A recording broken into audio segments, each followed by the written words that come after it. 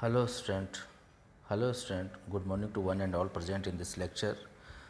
I, Captain Dr. Vinod Kumar Berwa, Associate Professor of English and Associate NCC Officer, SRP Government College, Pandikui, will complete the poem Kesuri of Toru Dutt. In previous class, we have discussed about Toru Dutt and about the summary of this poem.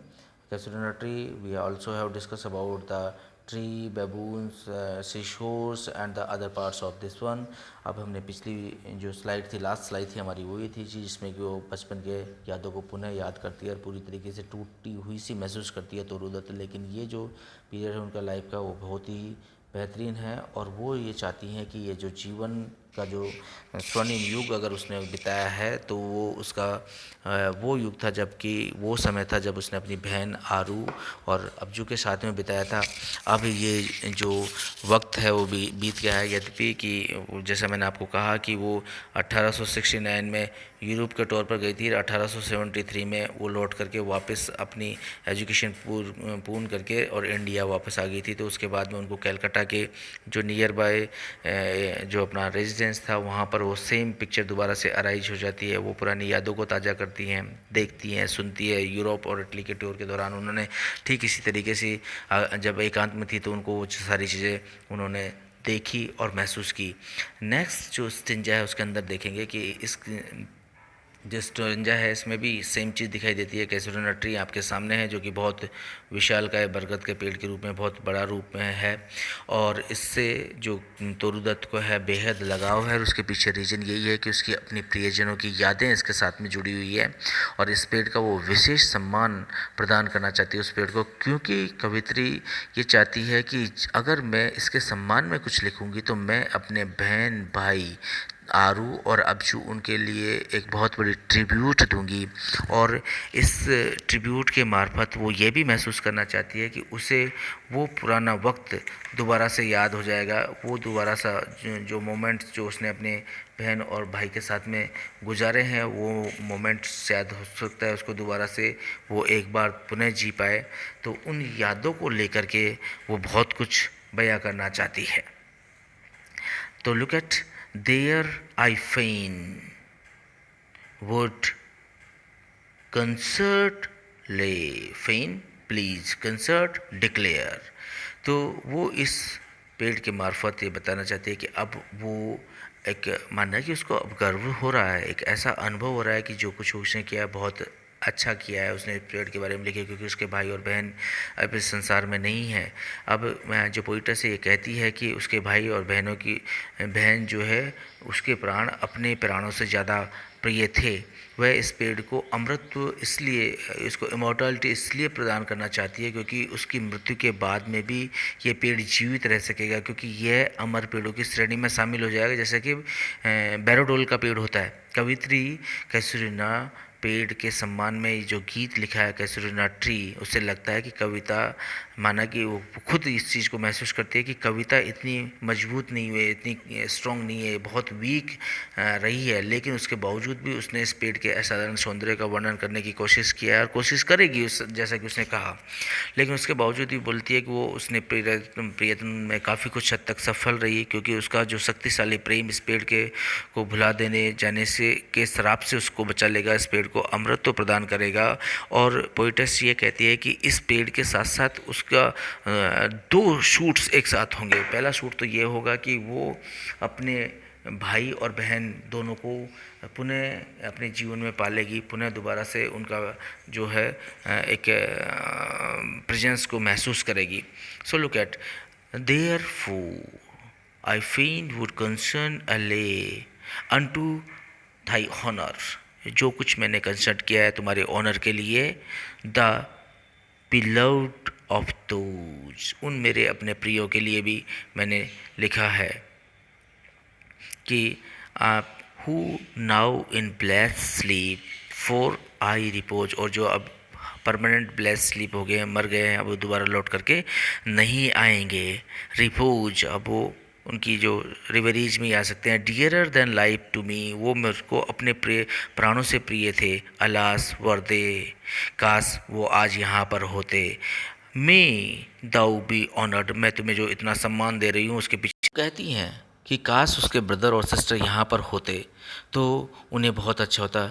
May thou be a number with my dear, my days are done. अब तुम्हारी वजह से मैं वो number वाली यादें जो एक सीरियल नंबर्स की जो यादें हैं, बहुत सारी यादें जो मेरे ब्रदर और सिस्टर्स के साथ में मैंने बिताई हैं, मैंने तुम्हारे बारे में लिख करके, पोइम लिख करके तुम्हें तो अमृत तो प्रदान किया ही, लेकिन उसके साथ साथ मुझे वो मेरा बचपन पुनः दोबारा जीने को मिल गया है। विद डेथलेस ट्री, और तुम जो हो वो एक ऐसे डेथलेस ट्री हो जो कि अब अमर हो गए हो, लाइक द बोरोडेल। बोरोडेल जो ट्री है उसके बारे में कहा जाता है कि उसको अमृतत्वता प्रदान है। Rehearse repeat oblivion the state of forgetfulness. So अब वो कि समय, time and tide wait for none, समय और मौत सबको ख़त्म कर देती है, और समय के साथ साथ सारी जो यादें हैं ओब्लिवियन हो जाती हैं, धूमिल हो जाती हैं। तो पोइटस बोलती है कि मैं अपने ब्रदर और सिस्टर की यादों को फॉरएवर के लिए अमर करना चाहती हूँ। अपने भाई और बहन के बारे में मैं डायरेक्ट तो लिख नहीं पाऊँगी, लेकिन मैं इस कैसुलिना ट्री के मार्फत लिखूँगी, जिससे कि वो फॉरएवर के लिए जीवित हो जाएंगे। Under whose awful branches lingered pale, इसकी जो आवफुल ब्रांचेज हैं उनके नीचे हम खूब घूमे, खूब खेले। Fear trembling hope and death the skeleton, और अब वही चीज़ें मुझे डर के रूप में यहाँ पर रिप्रेजेंट होती है। एंड टाइम द शैडो, और समय की जो छाँ है वो तो हम सब जानते ही हैं कि time and tide wait for none. And thou weak the worst, यद्यपि जो मेरा जो शब्द हैं वो इतने दमदार नहीं है, वीक हैं, जो पोइम जो मैंने इसके बारे में लिखी है इतनी स्ट्रॉन्ग नहीं है। दैट वुड थाई ब्यूटी फेन, जो तुम्हारी ब्यूटी के बारे में इतना सुंदर वर्णन नहीं कर पाई है, ओ फेन रिहर्स, पर इसी दुख को, इसी तकलीफ़ को मैं दोबारा से रिपीट करना चाहती हूँ। माई लव डिफेंड दी, लेकिन यह तय है कि जो मेरा प्यार है वो तुम्हें हमेशा बचाता रहेगा फ्रॉम द ओब्लिवियन कर्स, जो कि समय को भुला दिया जाता है व्यक्ति के द्वारा, उससे तुम्हें हमेशा से बचाएगा। तो अब हम तो इस तरीके से जो तोरू दत्त है उन्होंने अपनी इस पोइम में बहुत सुंदर तरीके से अपना बचपन को दोबारा से रिवाइव कर दिया है, रिपीट किया है, अपने ब्रदर और सिस्टर को पुनः याद किया है। यद्यपि वो इस बात को स्वीकार करती है कि उसने उतना बेहतरीन तरीके से इस पोइम को नहीं लिखा जितना कि वो चाहती थी, क्योंकि वो ये चाहती थी कि वो बचपन को पुनः एक उस लेवल पर जिए जिसके बारे में उसने एक इमेजिन किया था यूरोप के टूर के दौरान, उसे जो कुछ देखा और सुना उसके बिहार पर। अब इसमें जो हम थोड़ा सा एक क्रिटिकल एनालिसिस करेंगे इस पोइम का, तो आप देखिएगा कि जो कैसुलिना ट्री है ट्रेल बाय अ क्रीपर यहाँ पर आपको दिखाई देगा। अब हम क्रिटिकल एनालिसिस की बात करते हैं, तो ये जो कैसुलिना ट्री की ट्रंक है और जो क्रीपर है, जो लता है, ये जो वाइन बेल जिसको बोलते हैं, ये ऐसा नज़र आता है जैसे कि एक ह्यूज पाइथन के रूप में उसके ऊपर मतलब चारों तरफ पॉइंटिंग है। और जो कैसुलिना ट्री है वो ऐसा लगता है जैसे कि कैसुलिना ट्री ने एक स्कार्फ पहन रखा है, जिस तरीके से कोई लड़कियां जो हैं, ये जो क्रीपर है, जो ये बेल है, उसके जो फूल हैं, जो क्रिम्सन फ्लावर्स उसके ऊपर लगे हुए हैं, ऐसा लगता है कि जैसे बहुत सुंदर लड़की ने कोई स्कार्फ अपने चेहरे पर लगा रखा हो।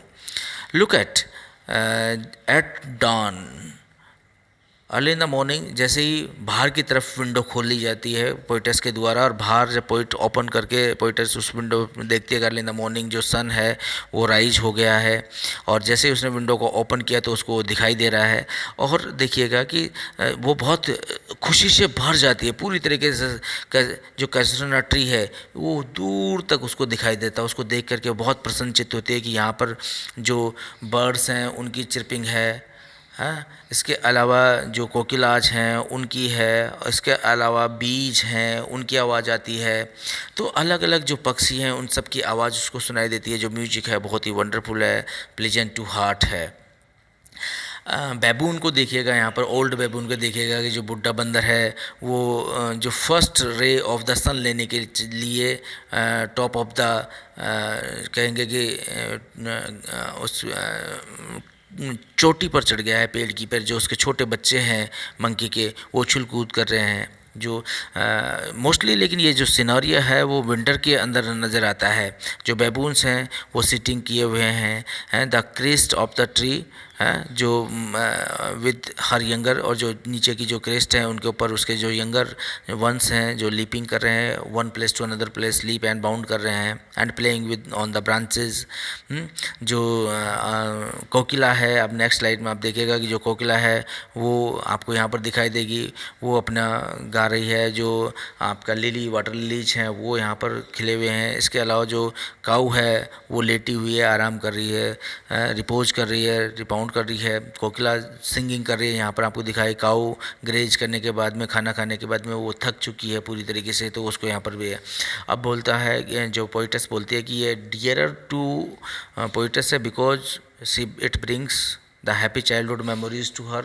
जो चाइल्डहुड मेमोरीज तोरू दत्त ने अपने ब्रदर और सिस्टर के साथ में स्पेंड किए, वो सारी जो चीज़ें हैं वो दोबारा से रिपीट कर देती है। जब पोइटस कम्युनिकेट करना चाहती है उस ट्री के साथ में, even when she was far of land, जब फार ऑफ लैंड की जब वो दूर दराज के प्रदेश में घूम रही थी, यूरोप के टूर पर गई थी, उस समय ये उन चीज़ों को वो कल्पना करती है एज सी कुड हियर, और अब उसको उस सेम आवाज़ अब यहाँ पर सुनाई देती है। The tree lamented with her absence, की अब उसको वो बचपन का पेड़ पुनः याद आ जाता है। ये जो ट्री है, ये कैसुलिना ट्री, ये बहुत विशालकाय हो गया है। इसकी क्रीपर्स जो हैं बहुत मृत प्राय सी नज़र आती हैं, और वो इमोर्टलाइज करना चाहती है इस ट्री को, अमरत्व प्रदान करना चाहती है इस पोएम के मार्फत।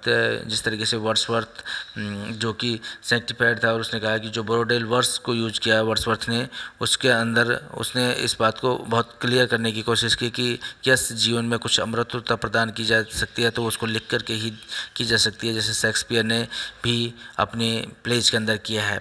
सी finally wishes her love and became a strong that save the casuarina tree from its dismal, और वो अब बहुत पुनः दोबारा से उन यादों को ताज़ा करती है और बोलती है कि वो बहुत सुंदर तरीके से वो उसको विश करती है, और बोलती है कि वो बहुत अब दोबारा स्ट्रॉन्ग हो गई और उसने वो पुरानी चीज़ों को दोबारा जी लिया है। इस तरीके से पुरानी चीज़ों को, पुरानी यादों को पुनः तो जी लिया है, और इसी के साथ साथ उसने कैसुलिना ट्री को भी एक स्ट्रेंथ दी है कि लोग इसको भुला देते, लेकिन जब मैंने लिटरेचर में इसको लिख दिया तो अब लोग इसको भुला नहीं पाएंगे।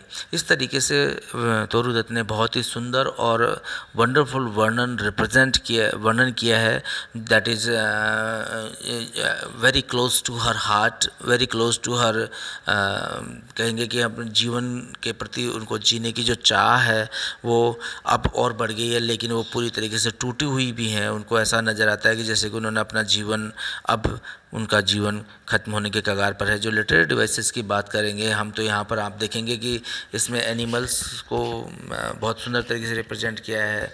एक टर्म पाइथन का यहाँ पर रिप्रेजेंट किया है, जो कि इस पिक्चर में आपको दिखाई देगा। ये पाइथन है, इसको यहाँ पर आपको दिखाई देता है, इंडेंटेड दिखाई दे रहा है। ये यहाँ जो ये चीज़ें हैं ये इसके अंदर रिप्रेजेंट किया है। इसके बाद में जो पर्सोनिफिकेशन है वो नॉन ह्यूमन ऑब्जेक्ट्स के रूप में यहाँ पर जो किया है वो एक एट्रीब्यूट है। The giant wears a scarf, ऐसा नज़र आता है जैसे कि एक दानव ने स्कार्फ पहन रखा हो। फ्लावर्स आर हंग, ऐसा लगता है कि जैसे फूल उसके ऊपर टंगे हुए हो। ये सब जो रेफ़र कर रहे हैं ये कैसुलिना ट्री को कर रहे हैं, और यहाँ पर कैसुलिना ट्री के अंदर को एक पर्सोनिफिकेशन देने की कोशिश की है, मानवीकरण करने की कोशिश की है। सिम्बली के रूप में अगर हम बात करें तो जो वर्ड्स का यहाँ पर यूज किया है कंपैरिजन के रूप में, ग्रे बेबून बुढ़ा बंदर, सिट्स लाइक ए स्टेचू के रूप में एक अकेला बैठा हुआ है। तो ये जो तुलना है स्टेचू के रूप में ग्रे बेबून की, वो भी एक अनोखी तुलना है। वाटर लिली स्प्रिंग, जो वाटर लिली है वो स्प्रिंग्स है, लाइक है स्नो एम्बास, ऐसा लग रहा है कि जैसे बर्फ़ उनके ऊपर आकर के गिर गई हो, तो वाटर लिली को यहाँ पर बर्फ़ के रूप में रिप्रेजेंट किया गया है। Like a sea breaking on the single beach, और जो समुद्र है उसको टूटता हुआ नज़र आ रहा है सिंगल बीच के ऊपर, तो वो भी एक कल्पना की यहाँ पर रिप्रेजेंट करने की कोशिश की है। बहुत ही सुंदर तरीके से सिम्बलीज का यूज किया। फिगर ऑफ स्पीच को बहुत अच्छे तरीके से तोरू दत्त ने इस पोइम के अंदर रिप्रेजेंट करने की कोशिश की है। इनकी जो ये पोइम है इसके मार्फत इन्होंने दो काम तो बहुत महत्वपूर्ण कर दिए हैं। एक तो ये कि उन्होंने कैसुलिना ट्री, जिसको कि हम बरगद का पेड़ बोलते हैं, ज़्यादातर हम लोग जानते हैं कि कैसुलिना ट्री कि उम्र पेड़ों में सबसे लंबी होती है, लेकिन time and tide wait for none, जैसा कि मैंने कहा आपको, समय और मौत सबको भुला देती है। जो कैसुलिना ट्री है उसकी भी एक उम्र होती है, 100 साल, 200 साल या 300 साल, उसके बाद में उसको फॉरगेट कर दिया जाता है, उसको ऑब्लिवियन कर दिया जाता है। लेकिन तोरू दत्त ने इस पोइम के मार्फत उसको एक अमृत प्रदान किया है, और अमृत प्रदान करने में तोरू दत्त का यही भागीदारी नहीं है, तोरू दत्त ने एक बहुत सुंदर सी भागीदारी ये भी दी है। उन्होंने ये इस बात को रिप्रेजेंट किया है, बताने की कोशिश की है कि देखिएगा ये सारी चीज़ें एक तरफ हैं, लेकिन मैं अपने ब्रदर और सिस्टर के साथ में, जो मैंने मेरे सिबलिंग्स के साथ में मेरा जो चाइल्डहुड का जो बचपन बिताया है, वो बचपन मेरे लिए बहुत ही प्लेजेंट मेमोरीज के रूप में रहा। यद्यपि वो अब नहीं है, वो जीवित नहीं है, वो मेरे लिए दुखदाई है, लेकिन बावजूद उसके भी मैंने पुनः अपना बचपन को जी लिया है। और अब वो बोलते हैं कि माना कि मेरी ये पोइम इतनी स्ट्रॉन्ग नहीं हो पाई जितना मैं चाहती थी, लेकिन उससे भी ज़्यादा मैं ये कहूँगी कि मैंने लुत्फ़ उठाया है। मुझे पता है कि मेरी पोइम जो है इतनी स्ट्रॉन्ग नहीं बन पाई, इतनी कमज़ोर नहीं, मतलब इतनी कमज़ोर है, उसका जो कनेक्टिविटी है इतनी सुंदर नहीं हो पाई, ऐसा तोरू दत्त को लगता है। लेकिन यहाँ पर तोरू दत्त ने जो अपनी पर्सनल फीलिंग्स को रिप्रेजेंट करने की कोशिश की है, ऑब्वियसली ये वंडरफुल वन है। आपने इस लेक्चर को बहुत सुंदर तरीके से सुना, धैर्य के साथ सुना, बहुत बहुत धन्यवाद, थैंक यू वेरी मच। और आपके किसी भी तरीके के कमेंट, क्वेरीज, क्वेश्चंस जो भी हों वो मुझसे करिएगा, और अगर आपको पसंद आए तो इसको लाइक, शेयर और सब्सक्राइब कीजिएगा। अब ये जो पोइम है कैसुलिना ट्री, तोरू दत्त की, इस स्लाइड्स के साथ में ख़त्म होती है। So thank you, we will meet in next class, till then bye bye.